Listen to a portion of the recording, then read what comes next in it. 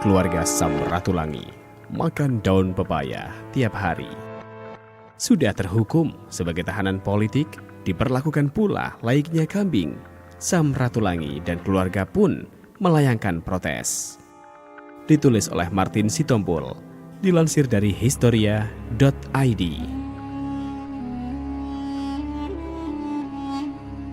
Samuel Ratulangi, tokoh Minahasa yang menjadi gubernur Sulawesi pertama, adalah momok bagi pemerintah Belanda.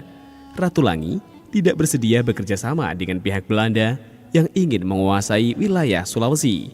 Selain itu, Ratulangi menghimpun dan melindungi semua kekuatan pro-republik yang tergabung dalam Pusat Keselamatan Rakyat.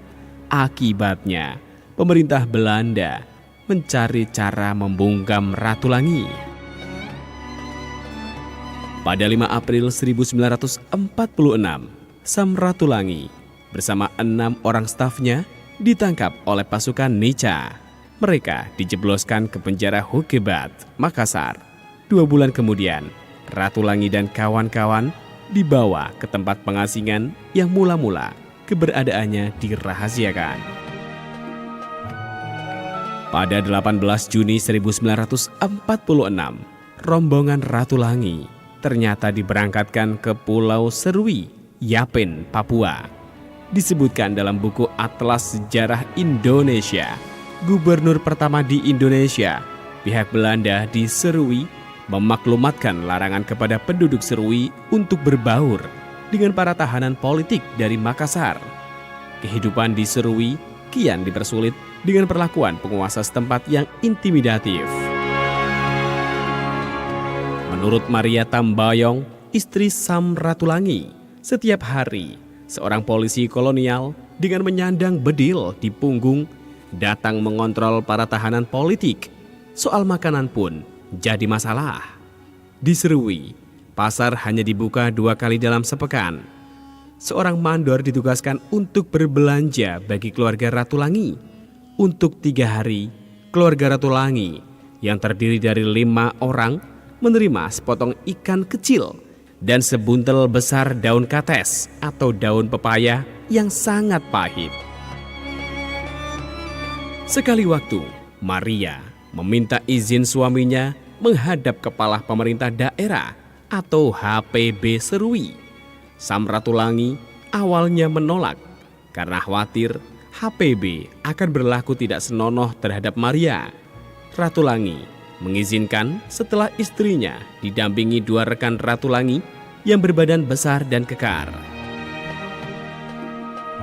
Di hadapan HPB, Maria mengatakan bahwa auditor militer Belanda di Makassar telah menjanjikan perlakuan yang baik kepada keluarga tahanan politik. Janji itu menyatakan para tahanan politik beserta keluarganya akan diberlakukan sesuai dengan status sosial dan kedudukan mereka sebagai pejabat republik. Dengan dasar tersebut, Maria melayangkan protes. Mendengar itu, HPB berpikir sejenak. Barangkali karena tersadar, dia mengatakan setiap keluarga tahanan politik akan diberikan jatah 50 gulden sebulan yang bebas dibelanjakan. Selain itu, para keluarga tahanan akan menerima ransum seperti seorang pegawai. Ternyata uang yang diterima dari HPB lebih dari cukup. Setiap bulan, keluarga Ratulangi dapat menjamu penduduk sekitar dan keluarga tahanan lainnya.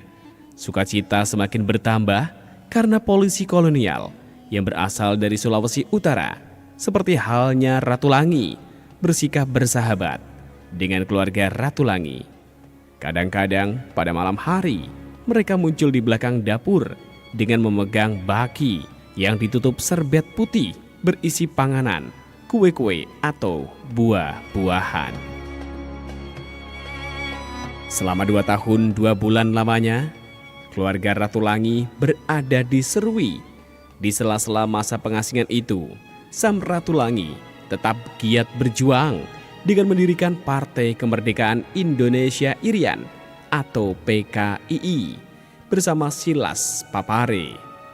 Pada 23 April 1948, Samratulangi dibebaskan, pemerintah Belanda membawa Ratulangi ke Yogyakarta untuk bergabung dengan pemerintahan Presiden Soekarno.